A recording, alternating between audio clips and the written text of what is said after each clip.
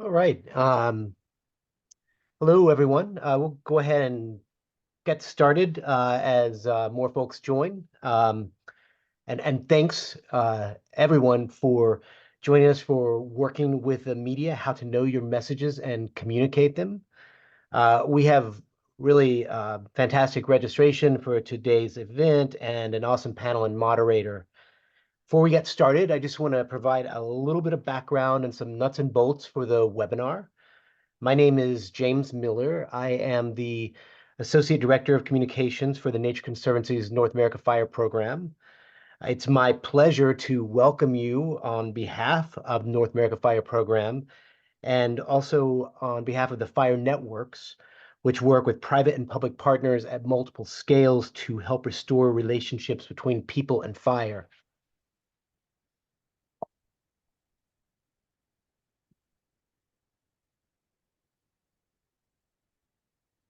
Fire networks are made up of networks and programs which many of you are deeply connected. These are the Fire Learning Network, the Fire Adapted Communities Learning Network, the Indigenous Peoples Burning Network, the Prescribed Fire Training Exchanges, or TREX, and the Women in Fire TREX. This map offers just a sense of the fire network's collective geographic reach. If you would like to learn more, please visit the Fire Networks at firenetworks.org. From there, you can sign up for the Fire Networks weekly blog or learn how to get connected with a networker, which is an e-newsletter, and I highly recommend both. So some about today's webinar. In a moment, I'm going to turn things over to your moderator, Laurel Kays. Laurel works with TNC's North American Fire Program as well and is the manager of the Fire Learning Network. She's also the person to whom we owe the idea for this webinar series, so thank you very much, Laurel. Some logistics. Only our panelists, our moderator, and me are visible and audible today. Webinar attendees are muted and off camera. If you're having technical issues, please use the chat function in the Zoom webinar platform. If you have questions that you would like Laurel to share with the panelists, please use the Q&A function. So again, that's a Q&A function for panelist questions, chat if you've got technical issues. Within the Q&A function, there's also an option to upvote if you see a question that resonates with you, and please do that. That'll help us prioritize based on your interest. This webinar will be recorded, and we'll send that recording out to everyone who's registered once it becomes available. It will be hosted on the Fire Learning Network YouTube channel. Before we wrap up today, we'll share email addresses for Laurel and me in case you have follow-up questions. And with that, Laurel, I am going to turn things over to you to introduce the panelists and get rolling. Awesome. Thank you, James. So yeah, like James mentioned, my name is Laurel Kays. I manage the Fire Learning Network program based out of the Nature Conservancy's North America Fire Program. There's more about our program on the website that James mentioned, so feel free to check that out. Before I introduce our lovely panelists and start letting them speak, just want to launch a quick poll that we would really appreciate if you take to let us know and let the panelists know, more importantly, a little bit more about the folks that we have on here and help sort of contextualize their answers based on what folks do and sort of where you're coming from in terms of working with media outlets. So while y'all fill that out, I'll give you a second, but this series, and in particular this session, kind of as James alluded to, came really out of our Fire Learning Network annual workshop last fall. And it came up from quite a few folks and has come up, since from other fire networks and just fire folks in general that, there is all of this interest in fire. There are all of these federal investments. Climate change is increasingly talked about in the media. We are consistently on a more regular basis being asked to speak about our work. Communications professionals are increasingly being asked to connect us with media outlets and help us, craft our messages. And for a lot of folks, that is confusing and difficult. So people were really asking for some opportunities to hear more about that, to learn more about that. And that is really what today is primarily about, is hearing from some folks who are communications practitioners, professionals, about things we can do well, do better in terms of getting our message across through the media about the work that we're doing. So I'll go ahead and end the poll. Thank you everyone who did that and share the results. So it looks like we have quite a few, a little over half of folks who are here and serve primarily in a communications role, about 10% in who are in extension outreach, a little over 15% who are primarily practitioners, either in fire or other conservation, a few researchers or scientists, community members, and then a couple folks who don't fit into any of those categories. In terms of experience, it looks like most people, again, a little over half, work with media outlets infrequently, but not necessarily commonly. There's about a third who say that they work with media outlets frequently, and about 15–20% who have not done this are here to just learn for the first time. So thank you, everyone, for taking part in that poll. And I'll ask our panelists to go ahead and turn their cameras on. I'm going to let the panelists introduce themselves. I think they'll do a better job than I would introducing themselves.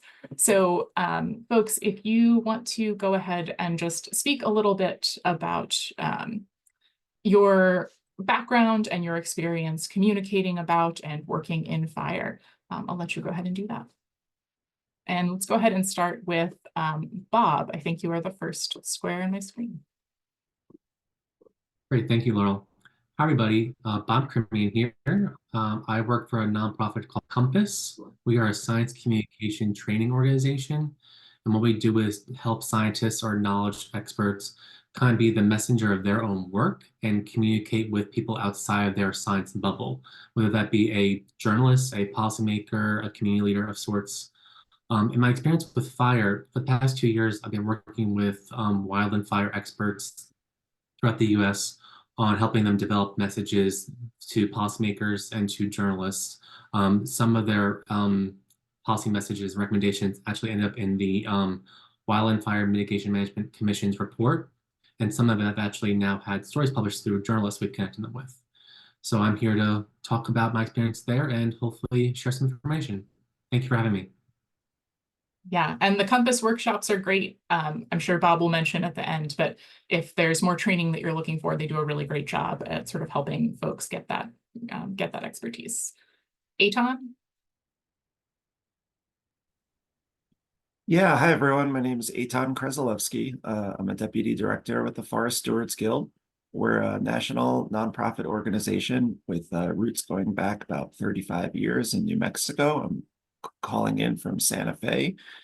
And I started with the Forest Stewards Guild in a role as community forester. So a lot of community meetings and interactions and being in a middle space between community interests, forest management, and fire. And then became a prescribed fire practitioner about 15 years ago with the Forest Stewards Guild with a fire background before that. But, communication was always part of kind of our prescribed fire work, and always something that we're focused on. And I'm personally focused on trying to, do the best we can so that when we're putting fire out there, it's no one's surprised is kind of like the one bar to achieve. So I'm happy to be here, and thanks for hosting this, Laurel, James, and the FLN. And Lorena. Hey, good morning, everybody. Afternoon for some of you.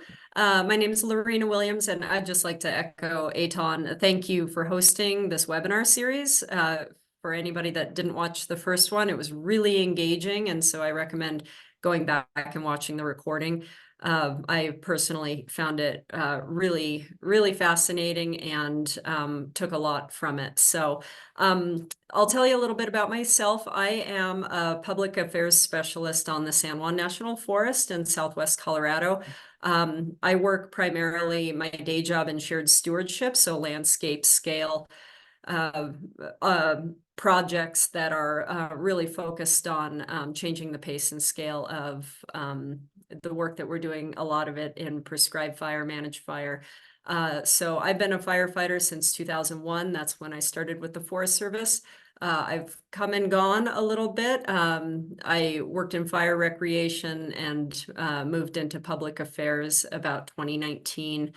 My experience and background, I have a master's in writing, and that has really influenced my interest in engaging in science communication and working with the Forest Service, where I had a lot of operational experience and felt like I could help tell the story of the work that we do in the agencies just a little bit better. And so I was really excited to make the switch from field going to working in public information. And it's been a little bit of a change, but I've really enjoyed it. And today I'll be focusing a lot about educational opportunities that you might have for those of you in the communications realm, locally, maybe on your unit, maybe just your relationships in partner organizations or stakeholder groups.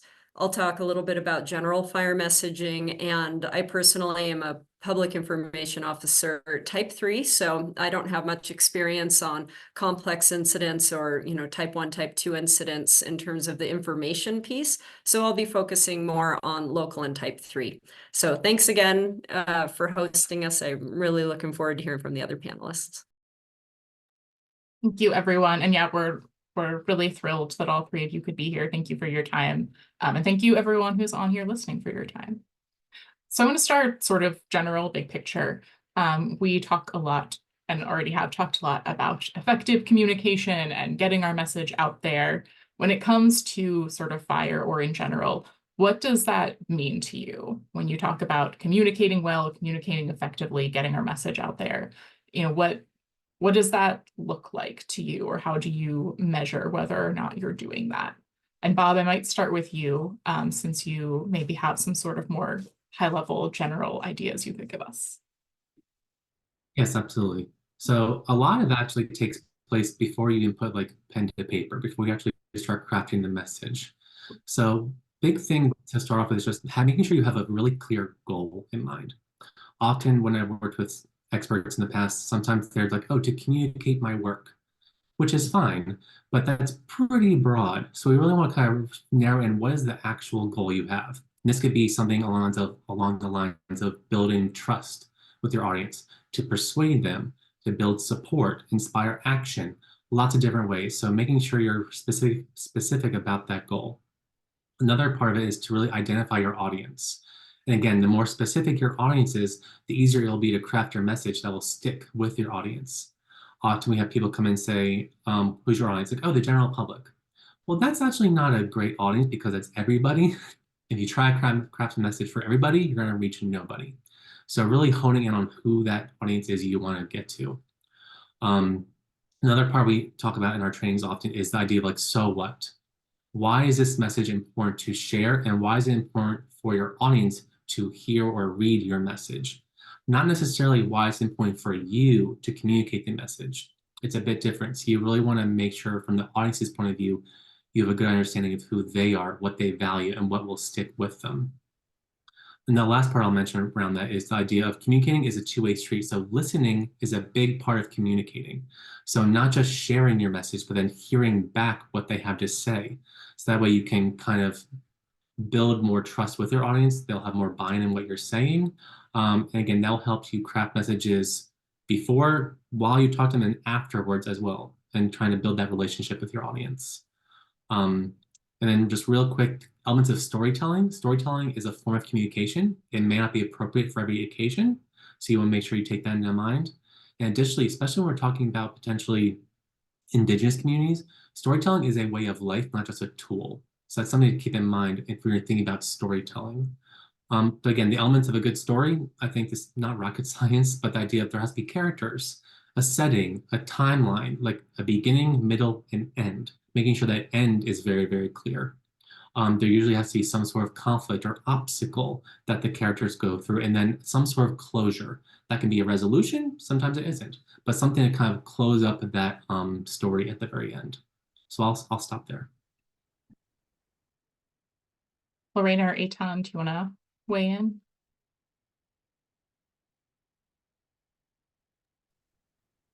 Yeah, that's really helpful, Bob. My mind was going to two different paths while you were talking. One was around like something that I think about a lot is, oh, okay, we're doing a prescribed burn. We have to communicate about this, and then we develop a plan about the communication and a timeline and some goals and some talking points. And we then try to execute the plan. Sometimes it changes. Sometimes we need more communication after the first effort. Turns up that maybe we didn't get the right people in the room, or we missed some community members.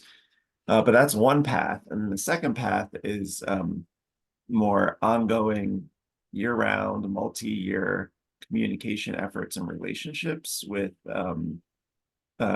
both, I think, all the different audiences. And Bob, your comments got me thinking a lot. And also with all the different like media outlets, and kind of the traditional media outlets, and then also kind of the the less the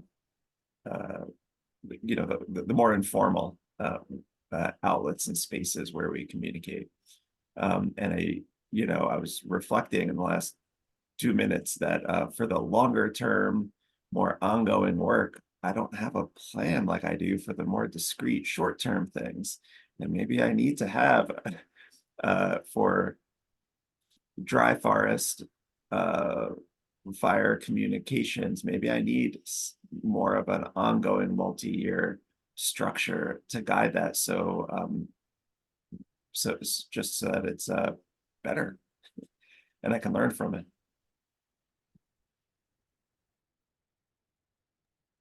I'll add a little bit to what Bob and Eytan said. Both prompt a lot of thoughts, like you're saying, Eytan. I think sometimes, because judging by the poll, we have a lot of really experienced information folks in here that have worked either a lot in general information or with media. And I'm sure, many of you have many more years of experience than I do, but I can speak to what I've learned. And that can sometimes be that I'm my own worst enemy in terms of knowing too much. And when preparing for communicating during an interview in particular, I really have to force myself to hone in my message and know my objective in the communication, because particularly working with media that I know well, which is often my realm, working with my local newspaper or radio station, we have a really conversational way of communication because I know these folks. I see them at the grocery store. And so it can be really easy to just dive into that conversational mindset.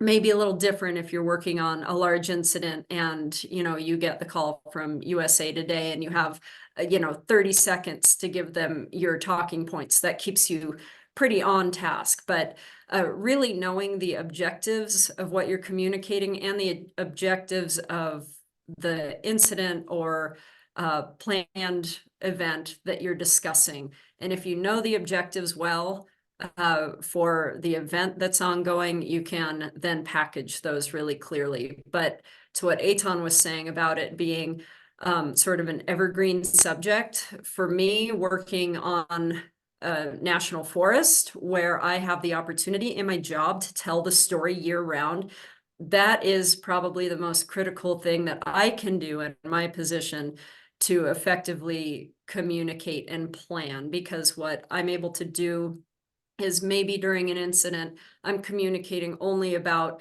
that fire or that prescribed fire. But what I can do is say, hey, what's your email? Can I send you some links to some articles that we've put together, or, really informative pieces that can help, that you can draw from for further context, because you may not have the time to get into those details during the interview, but have your list of, ready to go packaged information that you can send as a follow-up, or, ideally you've been priming your local media year round for these conversations, so that when, for example, you're in a situation where you have a wildfire that's threatening structures, it's not necessarily the time to start talking about fire and resource benefit. And so if folks want to draw from that type of language down the road, you've provided them those narratives in the off season when fires aren't necessarily burning. So those are just some additional thoughts I had. Thank you. So are there parts of communicating particularly about fire that you find particularly challenging, whether that's sort of the logistics of like how it works or the nuances of prescribed fire versus a fire managed for resource benefit versus a more like typical wildfire? Like, are there particular challenges you think make communicating about fire specifically difficult?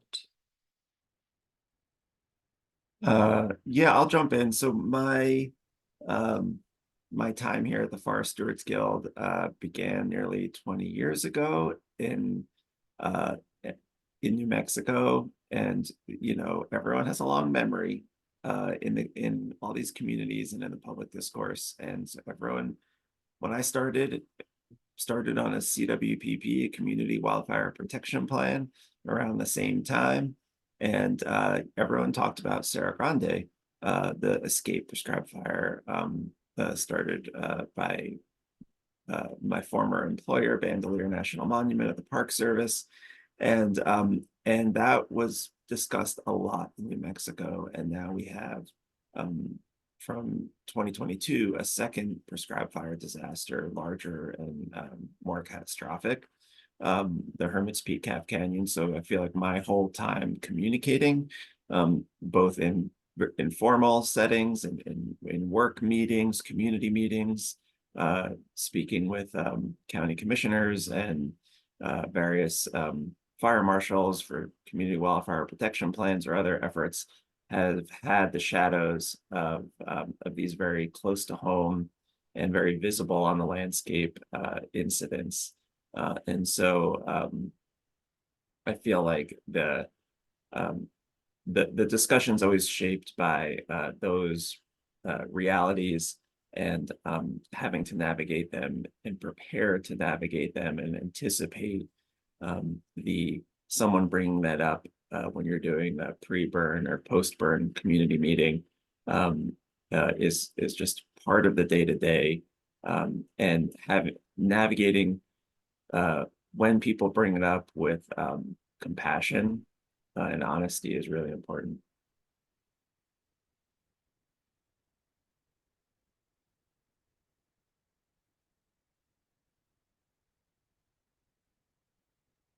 I can jump in there.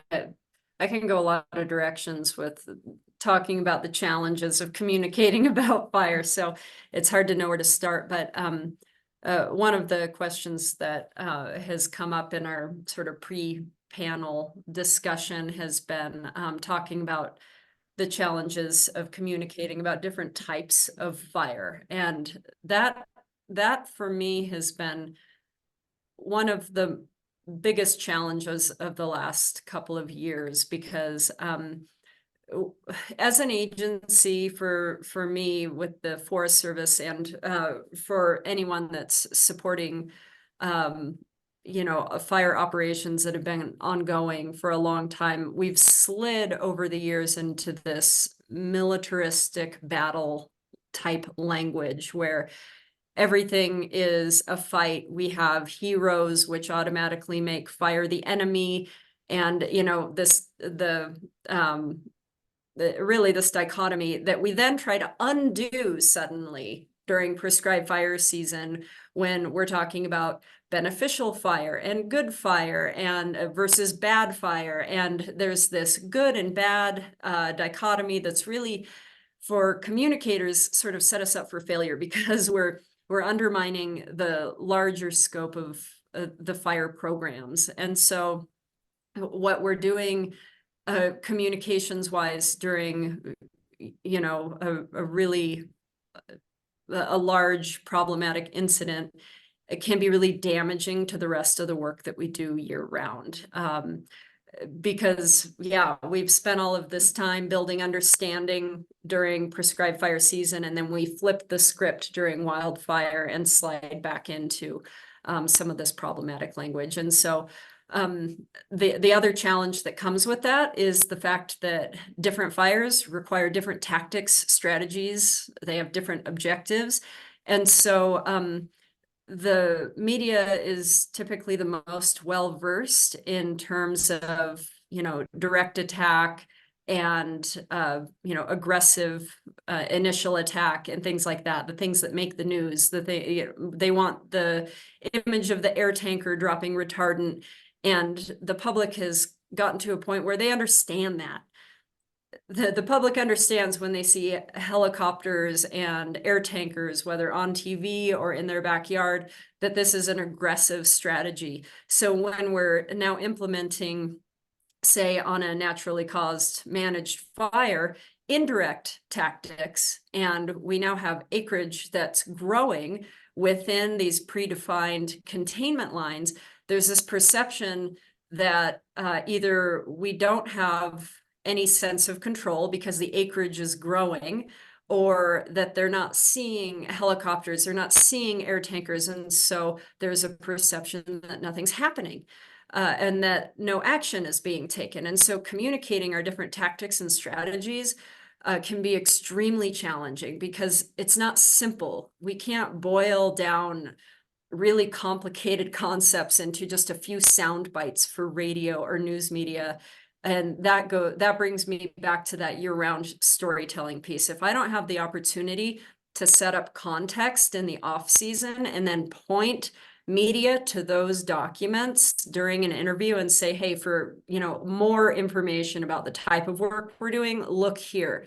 If I didn't have that in my coffers, I would be in real trouble because that context setting is really critical to keep media from falling into the oversimplification of good versus bad, et cetera. Yeah, I don't have too much more to add there. I think was said, maybe said there. I'll add though, again, to your point, Lorena, outside of the fire sphere that people know about fire, people often think fire is bad. And that is something that just has to be understood and just, okay, this is what it is. With that though, as far as the different types of fire that are beneficial also, understanding that again, depends on the audience that you're talking to. So if there is me, a local journalist that is in a community that had a not good or a wildfire 3 years ago, and then we're trying to talk about another good fire, that's just something to take into consideration when you're messaging, to not dismay that bad part because we're talking about the good part now, but to include it and say, hey, we understand this. We understand the concern. But here we're talking about this different type of tactic. And again, as Lorena said, have those other context documents ready to go because many journalists, they want like the big headline, the big story, and then we can have some information below that, but then they maybe have 800 words and that's it. So again, having that other information to go back to and direct them to is also very important.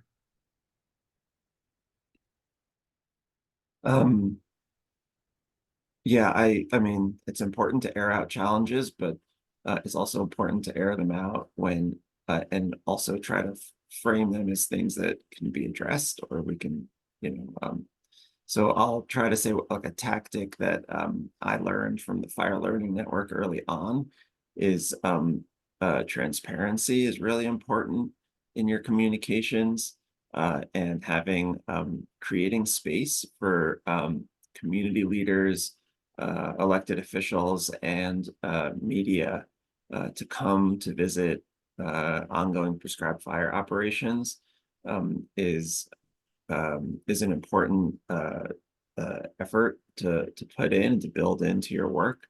And that's something that the Forest Stewards Guild did in our first prescribed fire training exchange, TREX, in 2013, and we've pretty much normalized that and tried to create that open door policy. And I think getting people to see it and to not just see the smoke from a long ways away, and can help to build some more nuanced understandings and demystify the work. Yeah, Eytan, I really appreciate your suggestions for how to tackle some of these challenges. And I couldn't agree more. Again, I know that not everyone listening today has that opportunity in their daily work life to engage with media. It might be, a part-time piece of what you do, but for those of us that have the opportunity to work in this field year-round, taking media outlets, taking community leaders out into the field, what Eytan said, it couldn't be more critical for both telling our story long-term and building those relationships where those folks are standing behind you during an incident because there's the transparency and trust.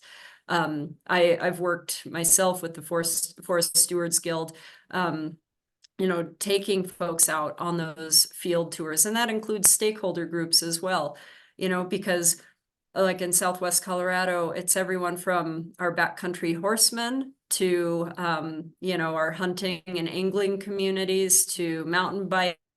Are really, they have, high stakes in what happens during a wildfire event. And so having good relationships with those groups goes a long way. And it's not just, field tours to say a post-fire or during a fire incident. We also take media to our air tanker base so that they have the opportunity to see what retardant operations look like, or what's the difference between a type 1, 2, and 3 helicopter. And we have those conversations, again, ahead of fire season so that we're not trying to pack that messaging in. It also gives photographers an opportunity or film to come in and get some B-roll so that when fire season hits, they're not knocking on our door as much to, hey, can we get out to the air tanker base and get an image of, a retardant plane getting filled. They already have, some footage or photos from that opportunity. So it does end up serving you in a lot of ways in the long run to, engage early and often. And Donna McPherson mentioned in the Q&A, they're a British Columbia Wildfire Service person, and said that they have had good luck with the media by providing them videos and photos, and that they are also strapped for capacity, increasingly so, and that has seemed to help get some of that pressure off of them coming during an incident and saying, hey, can we get in there and get some stuff? Yeah, which is interesting. In the first webinar, one of the journalists mentioned specifically, like, we don't want your footage, sort of, there was like kind of the other perspective, like, well, like we want our own, but I can see both sides that sometimes there is no free photographer or, someone to get out and get the sound bites and the photos. And so I couldn't agree more with that comment that it's at least worth a try to feed that content to the news media, and I understand some of them may not want it. I want to jump back to something, Bob, you had said about sort of the public baseline of fire is bad, because I think that is true many places. I live in North Carolina, not that we have everything certainly figured out, but one of the things that I think we see here, and I hear this from folks like in the Great Plains too, is that there is difficulty where our baseline here tends to be a little bit better in terms of how folks view fire. But increasingly, the sort of national level coverage is sort of seeping into how people see things, particularly those who are moving into rapidly growing states. And so I don't know if you have any thoughts about like trying to communicate when a lot of, to the there is no general public point, a lot of folks are coming in having read things about fire that are written elsewhere and are sort of understandably applying that to a place where that may be a different situation. Yeah, you're absolutely right. Again, East is very different than the West. I think that's no surprise there. I live in Savannah, Georgia. So Georgia is a very different relationship to fire than Colorado and Mexico, those areas. The impacts, though, if even beneficial fire, though, do reach areas that sometimes are not expecting it, like smoke especially.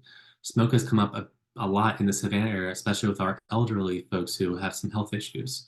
So even if there's not a fire happening in a direct area where people may not be familiar with it, the impacts are far reaching.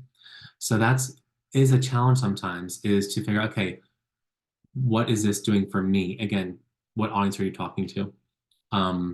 Especially like the Canadian fires that had that big plume come down on the East Coast for New York, Philly, DC, like that was a big wake up call for people. Like, oh, we're not out west. Why are we having this? It exists here too. So having those examples of like, yes, this is a different environment, but you're not removed from this. And in fact, though, by doing these more beneficial things, here are the positive parts of what we're trying to do here to make your life easier. People inherently, they're selfish. They want to make sure it's helping them. So how can it be helpful to the audience that you're talking to? Does that answer your question, Laurel? Yeah, it does. Thank you. So Lorena, you brought up sort of the access piece, and sort of figuring out how to navigate giving people access, whether giving them footage is a useful, sort of stand-in. And sort of on that thread, in our last webinar, there was some significant discussion around PIOs specifically, and the ways that they can be very helpful or be a little challenging in, from the perspective of media folks, at least, in getting access to covering these stories and covering them well. So I know you watched that. Is there anything you want to share about where the PIOs are coming from and the sort of considerations that they have to work with and how you have tried to navigate that, to satisfy both what the agency needs to get done and to try and get that media coverage and work with those folks? Yeah, really well put, Laurel. I'm sure a lot of people on this call or on this webinar saw the first one as well. And I know in our PIO internal circles, there's been a little bit of like, oh my gosh, they think we're obstructionists. There was a little bit of an edge in the first webinar from the conversation that it sounds like, or I think some PIOs felt like there was they were being pegged as people that were actually barriers to access. And so I feel like I have a lot to say on that, so I'm going to try and package it. So I think what we saw in that first webinar was one slice of a much larger pie that makes up media relations with fire. Media is not media, as we know. Two of the folks on that webinar were national to state/regional level journalists that were working on large scale, even book sized, long form content. And that is a very different media experience than the fellow's named Roberto Rosales down in New Mexico, who's more of a local photojournalist, and his experience with public information officers is understandably very different. And so what we saw in that first webinar comment-wise, I don't think is representative of media experience as a whole. And so, and arguably national journalists are likely to have the least context and access to emerging incidents because they don't have the baseline of existing relationships. Just for example, I live outside of Durango, Colorado. I work regularly with the Durango Herald, my local newspaper. I have, my regular environmental journalist in my phone. We talk to each other regularly and have an ongoing relationship where he already has the context of fire in a fire-adapted landscape in Southwest Colorado in a ponderosa pine ecosystem. He understands that very well because we've talked about it extensively. When I got a call from USA Today last Saturday about a fire that we had here on the San Juan National Forest, they have none of that context. And I have about 2 minutes to convey my message to them. And so I think it's easy to respond to the comments made in the first webinar as though they're global truths, but really, I think it's just one aspect of working with media. And also, large incidents are not my expertise. One of the comments that was made in the webinar was, can we get away from the caravan of media that all get into the same van, they all get the same story, and the woman that needs the audio needs to go away and record sounds while the person that needs an interview needs to go get an interview. And that challenge of fighting fire and informing the public with critical information often means that we lack the time and resources to cater to those conflicting media demands. And while I comprehend that, I understand that what they're looking for might be divergent. It is also a wildfire and an emergency at times that can be really hard to cater to those differences. And so I don't know if maybe Bob has, or I don't know if any, Eytan or Bob, if you guys have ideas on how we can cater in one incident to multiple needs. I would love to hear from it, but there were some of those challenges that I didn't really have a clear answer to. But I'm hoping that at least on the local level, for those of us working on, more place-based units and not just, the PIOs that are going out to incidents around the country, I hope that we're building those relationships with media where we can to avoid that type of thing as much as possible, which it's not possible everywhere. And it sounded like from Roberto's experience, like he's had a hard time engaging with his local land management agencies and getting the more local relationship going. And so it is a challenge, especially since a lot of us are short-staffed, but I think it pays dividends when we can do it. So I could go on in response to some of the comments that were made in the first webinar, but I'll stop and see if other folks want to weigh in.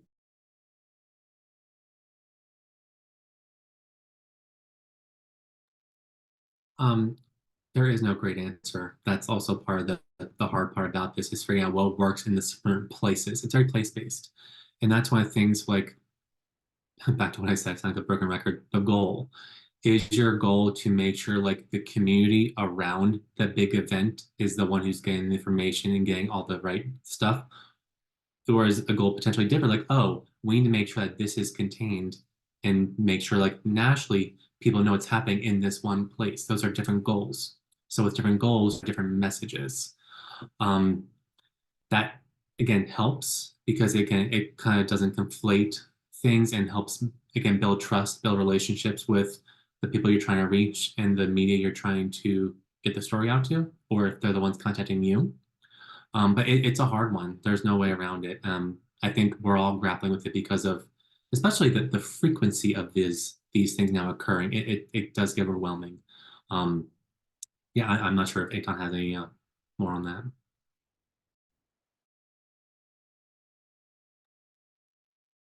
that. You know, the yeah, a lot of challenges, and the curve seems to be getting steeper. And misinformation is another challenge and a whole other topic to dive into.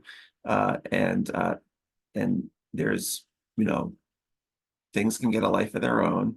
Messages can get, received poorly or turned around in funny ways, and all of a sudden your effort is that much harder.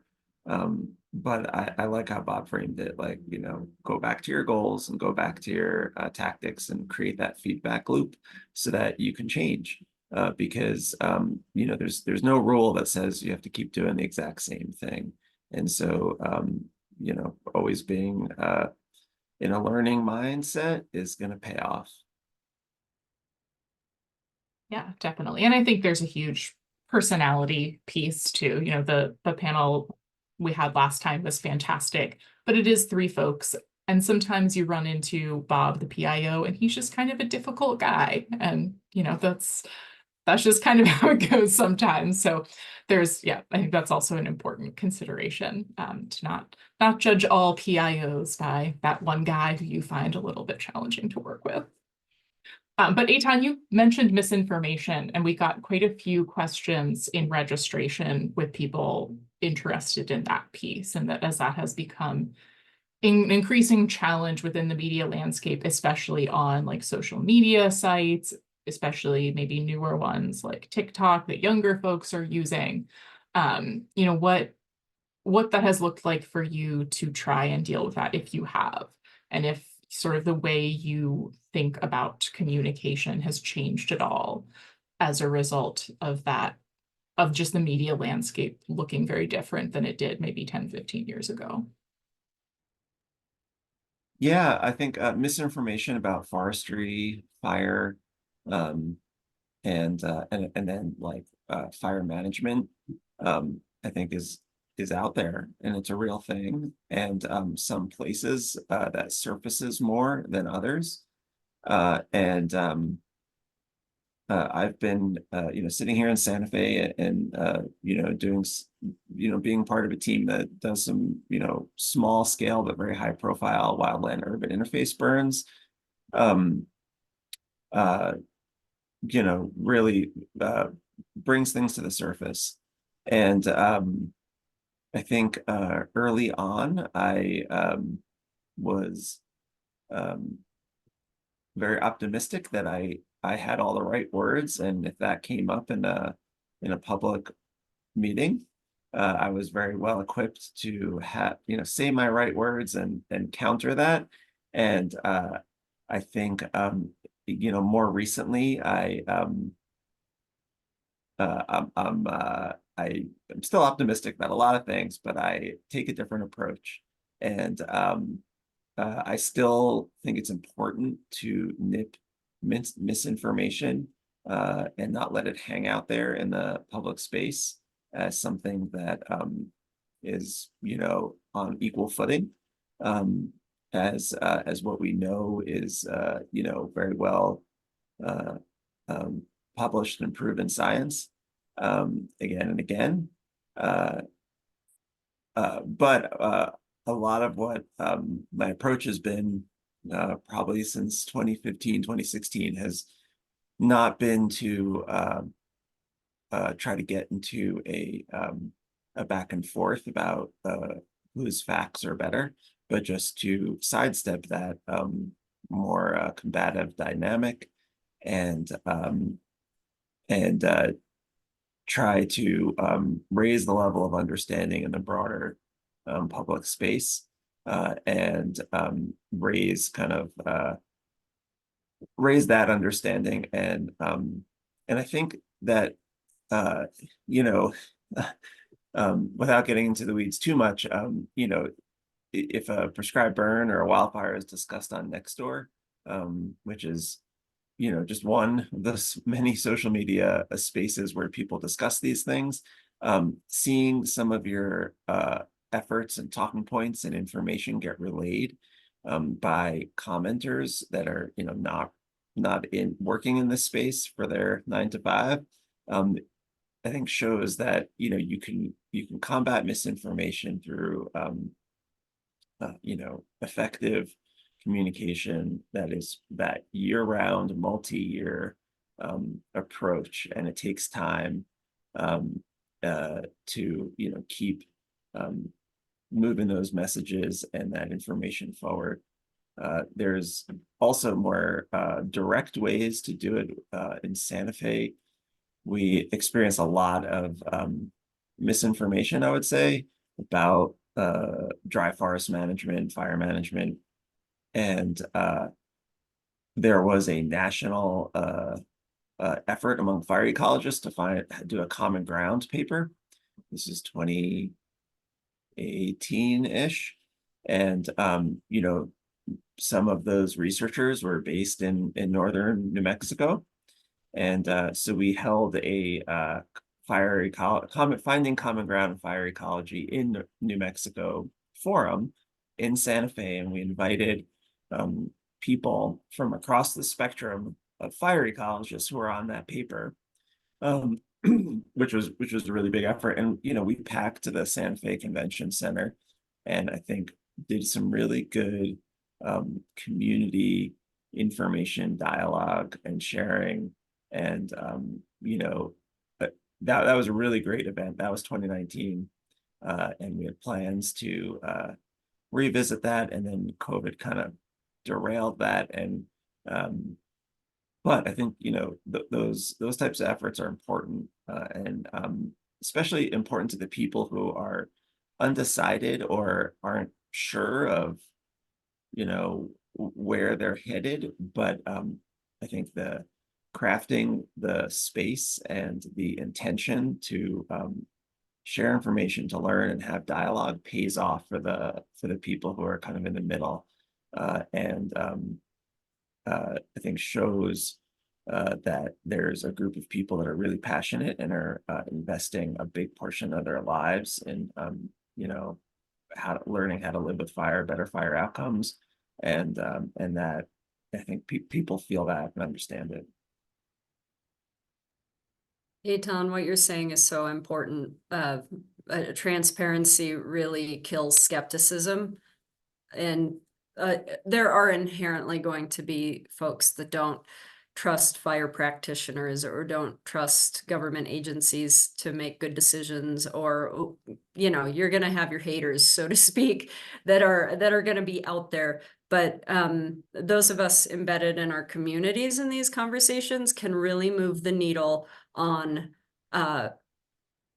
really undermining the misinformation, because we can have that forum that you're describing sounds really fantastic. And I'm sorry to hear that COVID derailed that project, but so on the San Juan National Forest, we have forest health collaboratives across our districts, and those collaboratives, it's not filling a stadium of people necessarily, but it's filling a room with stakeholders and community leaders that, when you are working transparently side by side with them, they become your greatest allies. And so when you are managing a fire or implementing prescribed fire or implementing indirect tactics on a wildfire, you have a network of community leaders that already understand and support you. And so misinformation is not best killed by the agency. In my case, me responding to a Facebook post of somebody, you know, putting out misinformation might be the least effective method of actually combating that bad information. Rather, you know, that person's neighbor getting on that same social media post and saying, listen, I work with these folks and I understand this thing, and what you're saying isn't true, and this is why.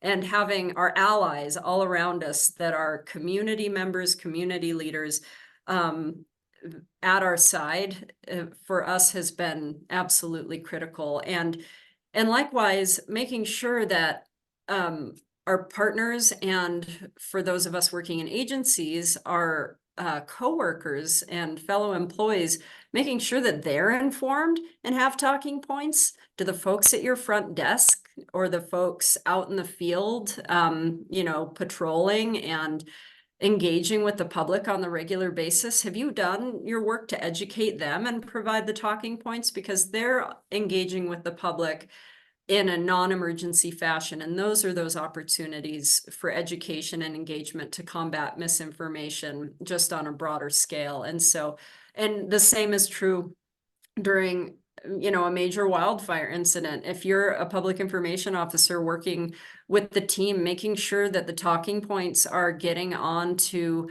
you know, into the agency's hands so that they can pass those to their employees, and you can create a small army of good information folks. And so it's all about embedding yourself with the community and building those relationships before an emergency ever happens. Yeah. And I want to, Bob, I'll let you go in just a second, or Eytan, whoever, but just wanted to interject that Donna had a really useful comment sort of to your point, Lorena, about not making, you know, making this something that many people in the agency or organization are tackling together, that they have a spokesperson matrix that's basically, they have different people in the organization who take on everything from a simple question to a complex political question. So folks know who to direct that question to, and people know that they are empowered to answer that question. And that may be the PIO, it may not be, but there's a clear line of communication and a clear line of authority to answer to different things. Yeah, I really like the spokesperson matrix. I would include like volunteer fire department volunteers in there, and other you know, community groups and leaders, like having meetings at you know, churches and in volunteer fire department spaces when it's a non-emergency helps build those relationships. And other avenues, kind of the people involved in the community mitigation wildfire mitigation, like community ambassadors. And there's many ambassador programs in different places in the country. They may be called different things, but they're also part of that matrix. I would say, real quickly, going back to misinformation, MJ had a comment. Examples of sidestepping misinformation. So MJ, appreciate that follow-up question. And I think first you need to do the deep dive and really understand what is the misinformation. And a few years ago, we had an intern, now employee, go through a bunch of letters to the editor in our local papers and really try to understand what are the commonalities. And so we did that, and it was really useful. It was also really hard because there wasn't, as you all might imagine, there weren't clear lines of logic flowing through here, but we did try to untangle it and find the commonalities, and that really helps inform how you talk about things. And I would say it helps you when you speak, it helps you kind of address the misinformation commonalities in a very natural way. So I found a lot of value in doing that deeper dive and trying to untangle it all. That's fantastic.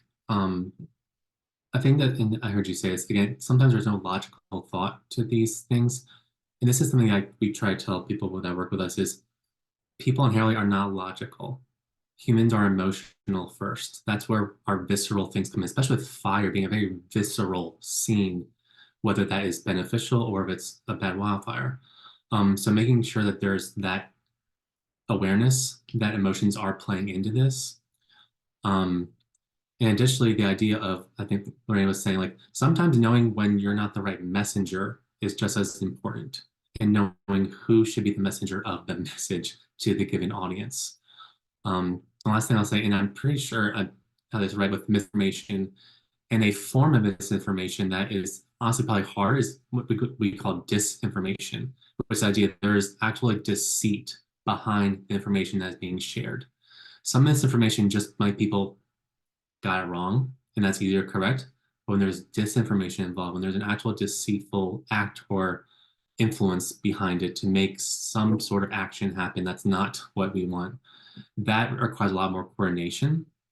And kind of what you guys had said when going through the editor's list and kind of see where are the commonalities, where did this come from? That's a great part of it. One way that, if this is a choice you have, is if you'd like to combat that, we call it the sandwich method in a way. So first providing the context for where this disinformation came from, saying the disinformation, but then following up, well, actually, here's the truth. And then ending with that actual truth and having that being the leaving mark. Obviously, some more dialogue comes up, but you want dialogue because you're not going to get that response shift in a statement. So invoking that is maybe a tactic that could work for some people. Yeah. And Adele wants to share emotion trumps logic every day of the week and twice on Sundays. I like that one. And so I want to get to this question. I'll give everyone a second to think about it if you want to. But Micah Hill asks, what is a communication mistake or misstep you have made in the past? And how did you rectify it if you could? And how did that change how you work moving forward?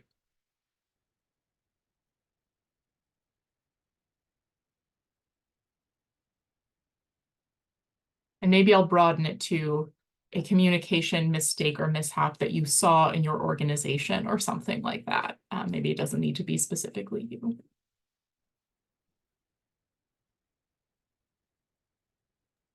I can take a stab at it. It's a little bit less, it's a little bit more of a challenge than a specific, mistake, so to speak. But in Southwest Colorado, we've been working to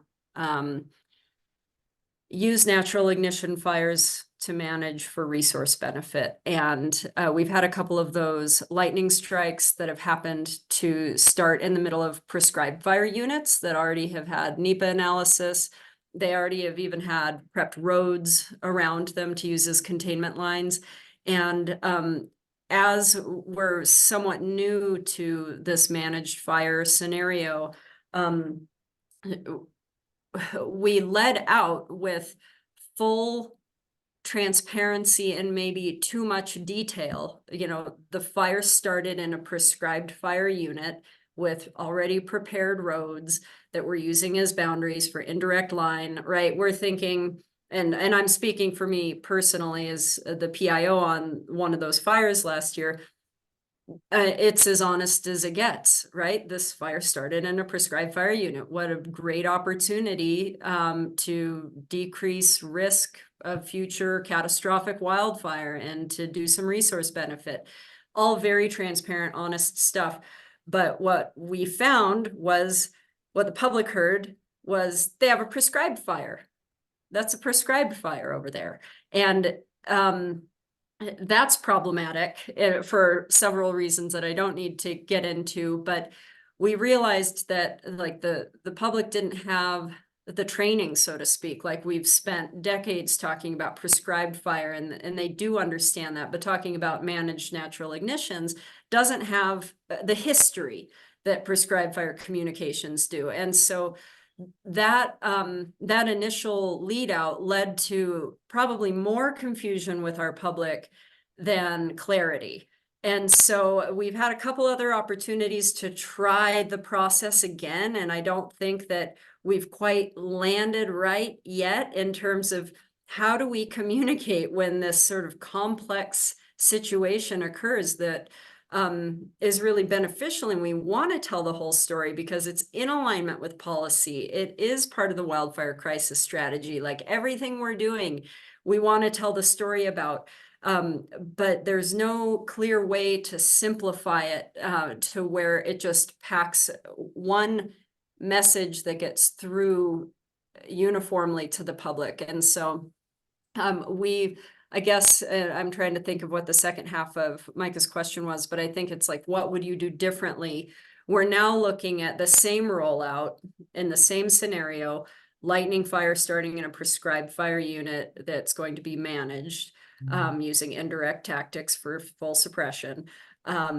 We're starting to just avoid the reference to prescribed fire unit altogether, and just discussing either pod boundaries if it isn't a potential operational delineation, and talking about the technical management piece, but avoiding the prescribed fire unit reference altogether with general public communication, though maybe communicating that nuance out to our partners or collaboratives that are well versed in forest health.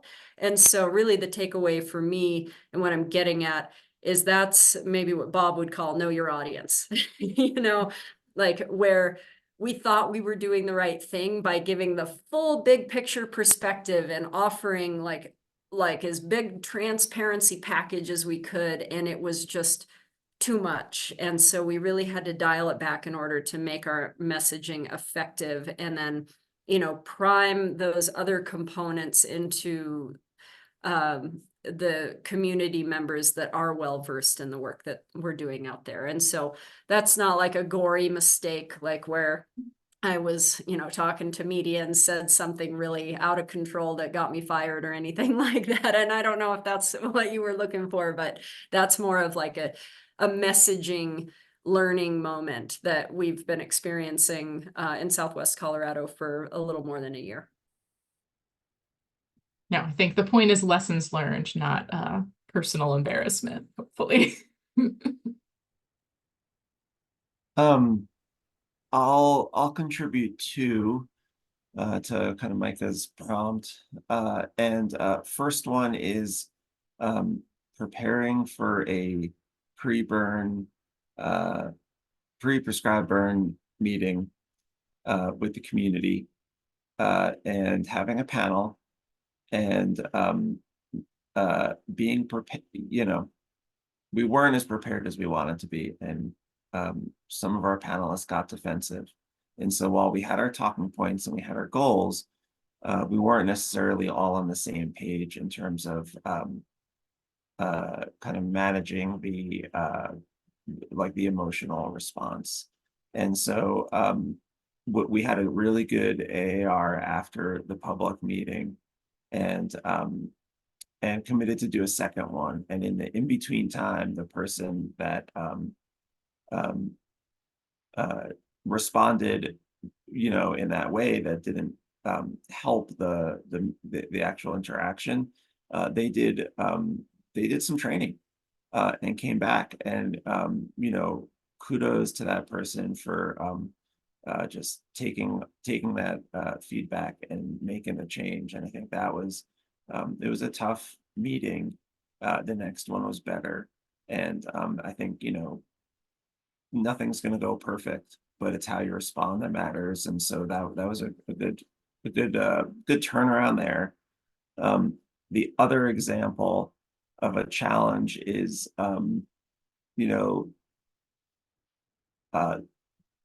it's different burn, different people, different decade, but having a person doing the meeting facilitation and communication and getting mistreated by members of the community, and making sure that there's a system in place to support that person, and to change the staffing and dynamics so that that unacceptable behavior that's more of like a personal verbal type of response happening from community members to people trying to be transparent, be forthcoming, relay the information as best they can, listen, like do all the things that we're talking about on this call. Making sure that they're supported is really important. Especially with a nonprofit that's not an agency, doesn't have a big bench of people. It's even more important then, because there's just a few people making it all happen. I'll keep this quick. I should share my story too. It's only fair. I actually come from an ocean background. So when I was first starting out my career, I worked with shrimpers on the Georgia coast. And boy, howdy, I was not prepared because I did not know my audience. So I tried to talk to them as if I'm just talking to you all, and thinking, oh, I know what they're talking about. I know what they're doing. I know the importance of what they're doing, but it still was not enough. And I really had to do a sense of, okay, how am I not getting through? So I started meeting them after they're off the boat, after they're back from the dock at the bar, and just, okay, let me get to know you. Who are you? Who's your person? And a lot of the things that we talk about were gripes or problems they have, which sometimes that is needed. And then you picking out, okay, here are the points that I think I can connect with you on. So really finding those like kind of value connections while you're getting to know your audience, I think is very important, and it takes sometimes time. And I know it's time that we not always have, especially when there is an emergent situation like a fire maybe we weren't prepared for. But if that is an option, definitely knowing your audience and knowing the connection you're making, it will pay off in the long run. And that's the important part. All communication is built on the foundation of relationships. And that foundation takes time. And it takes effort. Sometimes effort we're not wanting to put in, but it pays off later and makes your job easier as you communicate more with that given audience if you have one. Yeah, that's great. Thank you. Thank you all.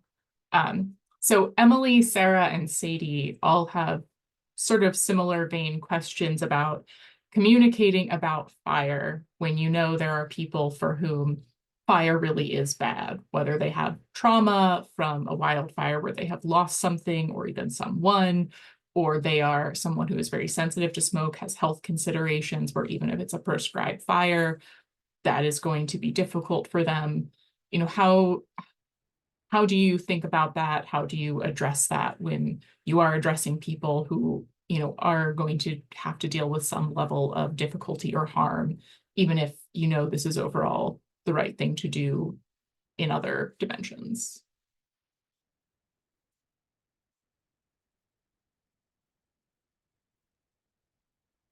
We've run into this with our wildfire experts we've worked with. Some of them have been public health experts related to smoke. So we found like collaboration is really not a bad thing. You can't be an expert on everything. That's just not possible. So knowing when to bring someone who might know more about a certain topic that relates to the work you're doing is a really, really beneficial thing. We actually had a couple of our board members combined now on some paper they're going to do around smoke impacts balanced with the ecological benefit of prescribed fire. And how do you balance that, and how do you make sure that there's enough warning and resources for the people? That is a major concern. And it is more often than not a concern for a segment of the population that doesn't always have a big voice, which makes it even, I think, more important to really navigate that and find out what the audience needs to hear. So that's one thing, is collaboration, I think, is an important one on specifically around the smoke impacts. And not that anybody's done this or do this, but I've seen it happen before where it's almost dismissed because, okay, our goal is really the people can't be our goal. It has to be about the land, which it can't always be just about the land. It's, again, the impacts are very far reaching. So you have to really think about, okay, I do my thing here, but what other outlying effects will there be from the actions? So speaking from a prescribed fire space, from an organization not involved in suppression, when we are announcing a burn, doing all that pre and post communication and dialogue, people come forward and say, "Hey, I'm a fire climate refugee. I lost my house somewhere else. I moved here, thinking the problem wasn't here." And that's a difficult thing to say. That, well, we do have a similar situation here. It's not exactly the same. And acknowledging their trauma and listening seem to be really the basics of what you have to do. That's a tough thing. I think there's also less direct situation where people's livelihoods and like kind of financial social stability is based on their home, like for a lot of Americans, and the putting a home potentially at risk brings up a lot of real issues. And getting a question: who's going to pay for my house if you burn it down? How much is your insurance? Is it enough? Can you burn 2 homes and pay the people? So that there's some really serious questions that get asked, and it's an important moment to address when you're having those communications, because in the Q&A, the kind of smoke is brought up a lot. And Bob, you just mentioned smoke.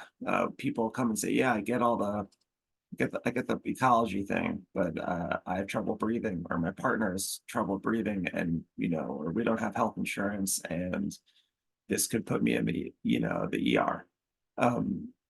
That's really tough to navigate. My organization, we learning from others in the fire learning network over the years, we've purchased cache of HEPA filters to loan out for prescribed fires. And I think that that doesn't solve the problem, but it doesn't hurt it, and sometimes it helps. There's also we've stationed a few of these, a few caches around New Mexico over the years in kind of a pilot program to try to improve that. I know others have gone much bigger scale to address smoke concerns in communities that get year after year smoke impacts. So there's lots of different ways to approach it. I'm just kind of describing from my own experience. But one of those places in northern New Mexico,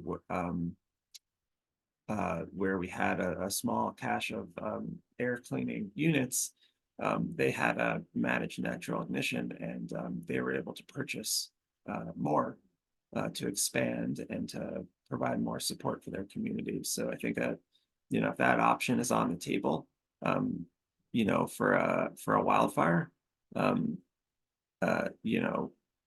it could be a good thing for the communities that you're in. I'll follow up from Bob and Eytan. There aren't many people that can say at this point, if they live in the United States, that they haven't been impacted by wildfire in some form or another. In some cases, it's definitely, an entire community or part of the state, and there's obviously quite a range of extremes for what those impacts are, from losing lives and homes and things and people that you love, to having, a hard time breathing, to just a general fear of the unknown. And I think there's a suite of tools at our disposal to have these really transparent conversations with folks that are concerned or feeling the strong impacts of prescribed fire or managed fire in particular. And on the smoke conversation is a huge one. Eytan, I really love to hear about the HEPA filter depots that you guys have, and I want to talk to you more about that to see if that's maybe something we can do just north of you, because what a great idea. But providing resources like that, also providing smoke information resources, like Bob mentioned. For us in Colorado, we have this great smoke scientist. Her name's Amber Ortega, who has developed just wonderful information about the difference between types of smoke, between, say, a crown fire and a ground prescribed fire. And so providing resources like that, knowing your local resources for how to communicate on the different types of smoke. Not all smoke is created equal. But also having a discussion, honestly, acknowledging the impacts, like Eytan and Bob have both said, because they're very real, but also acknowledging that fire will happen either way.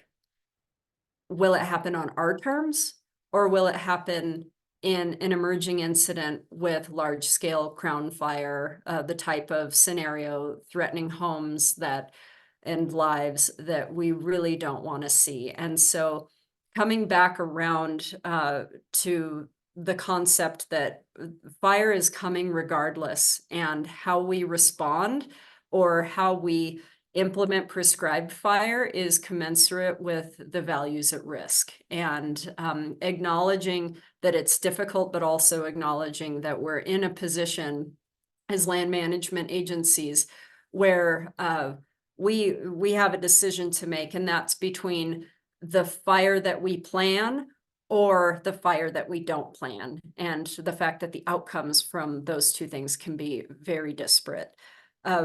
And also another talking point, I was making notes here while they were talking, the concept that we're reducing the risk of future large scale, high intensity, catastrophic, whatever you want to call it, wildfire, and that this proactive fire is a method of preventing, again, the type of fire that most people's fear mechanisms are really being triggered by.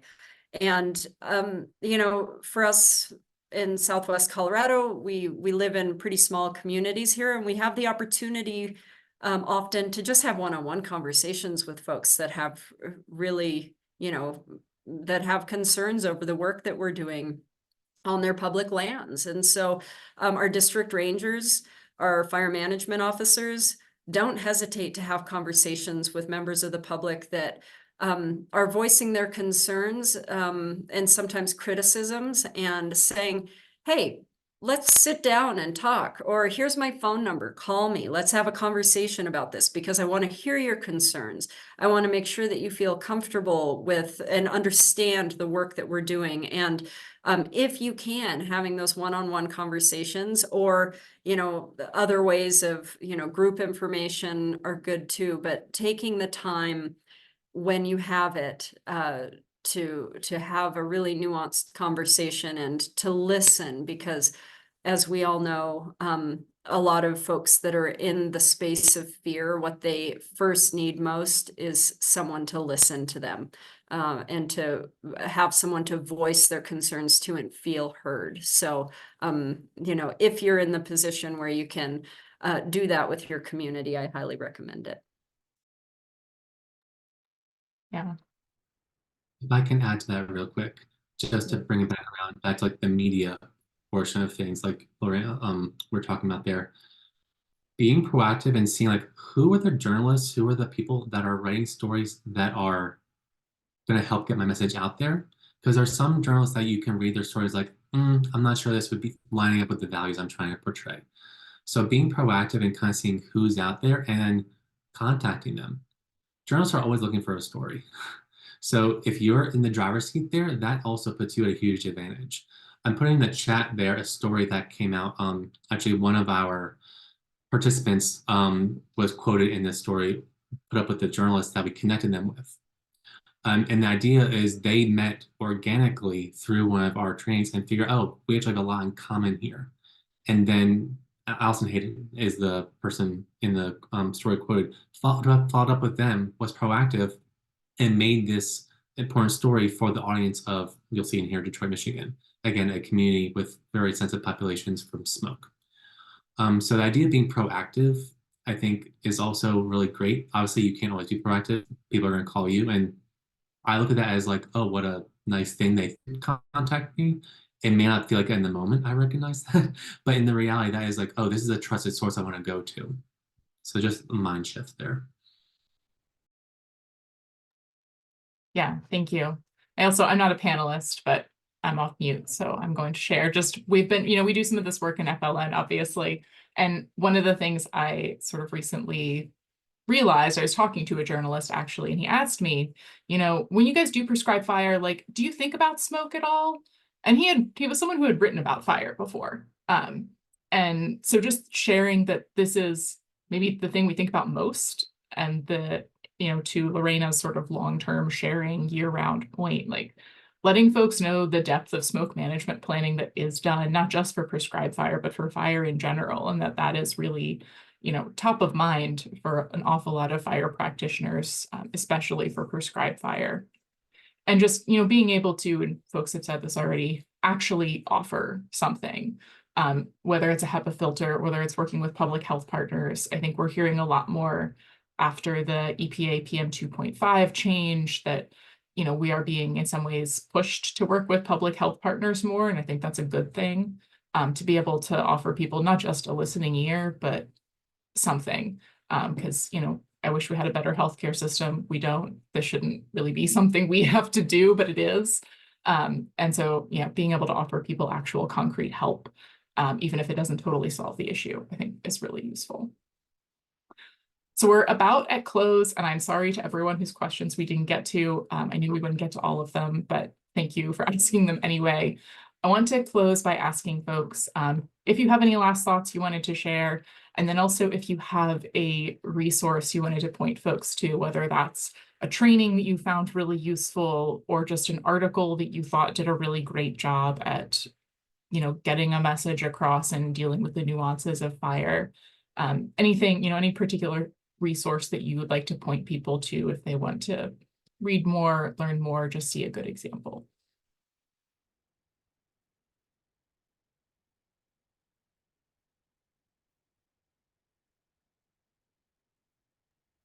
I'm happy to share a resource, and I'm hold on, I only have one screen, so I want to move it into the Zoom copy paste. I'll put it in the chat. I had the honor of working with a team that included the Rocky Mountain Research Station and Andy Lyon, a really well-versed complex incident PIO who has wonderful filmmaking skills. And we were able to fund a 22-minute video. Oh, and I wonder if, yeah, that's the I've right got one. it. Oh, I've got it, that- Lorena. I can put it in Okay, there. thank you. Yeah, sometimes the Gov computer doesn't like to share the links. It thinks I'm trying to do something bad. So we pulled together a video called The Evolution in Thinking, and it's specific to conversations about managing natural ignitions. And it summarizes the San Juan National Forest's 2023 fire season. And the target audience is practitioners. This wasn't intended for, larger public consumption, though we do now have a 7-minute version of it that is geared toward public that we'll be releasing in the coming weeks. But I'd like to share that evolution and thinking video for anyone that has been involved or thinks that they might be involved in managed fire and wants to think through some of the communications challenges and the decision-making challenges that face the teams, the agency administrators, the district rangers, whoever might be involved. And so, and a lot of the time these fall on type 3 teams, which is an interesting challenge. Sometimes you have your least experienced public information officers, myself included in that, tackling some really complicated, nuanced messaging. And so, yeah, not to say all type 3s have less experience, but often people move up that ladder. And for those of us that are somewhat new to the fire information field with a team, it can be especially challenging. So I encourage you to check out that video. I'm also going to add all of the stuff in the chat we'll send out after the webinar along with the recording. And I'm also going to put in a Durango Herald article that quotes Lorena that I personally thought was really great. Our FLN director lives in Durango and sent it to me. And it's a really good example of communicating the nuances of fire without too many words. Yeah, real quickly, I'll say the Getting to the Heart of Science Communication, a book by Faith Kearns, which was introduced to me by the Fire Adapted Communities Learning Network, I think is, it's not a training, but really good, help deepen my understanding of some of what I do. And another one also from the Fire Adapted Communities Learning Network is Disasterology from Samantha Montano. I'm not sure if there's a tilde over the end there, but another really great read, put kind of the wildfire space in the context of what's happening everywhere across the country with all different types of disasters and the social fabric that it impacts. So 2 really good reads that I found really useful. And my boss would kill me if I did not mention Compass. We do trainings. So I'm going to put that in here just so I can check that off my list that I've done that. We provide trainings, all sorts of things, from very introductory science communication trainings all the way to communicating with the media, with journalists, all the way to then risk communication, which I think would be really pertinent to this group and how you go about communicating risk to a community, whether that's through fire, through smoke, or elsewhere. But if that's not an option, which I understand it may not be, there's a book that I have read that we've all read here called Escape from the Ivory Tower.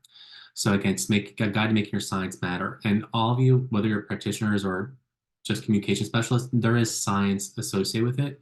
And this book really kind of delves into how you kind of get out of that upper level and get down to like where the meat hits where the rubber hits the road as far as material you want to get out there.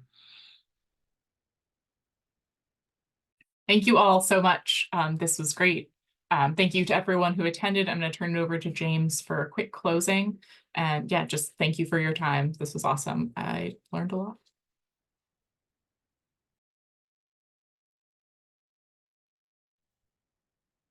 Yeah, absolutely. Everyone, attendees, Laurel, Bob, Eytan, Lorena, really incredible conversation. Please, folks, join us next time for a deeper dive on Communicating in Crisis. That's June 26th, 1 p.m. Eastern. And that will be the last of this 3-webinar series. And again, we will send out a recording of today's session to everyone who registered. Here are the email addresses for Laurel and me. Please feel free to reach out with any questions. And yeah, thanks again so much, everyone. As you sign off, you're going to get a prompt for a very short survey about the webinar, and we certainly would love and appreciate hearing your thoughts. So with that, I think we'll wrap it up, and hope to see you for webinar number 3. Thanks, everyone. Thanks for hosting.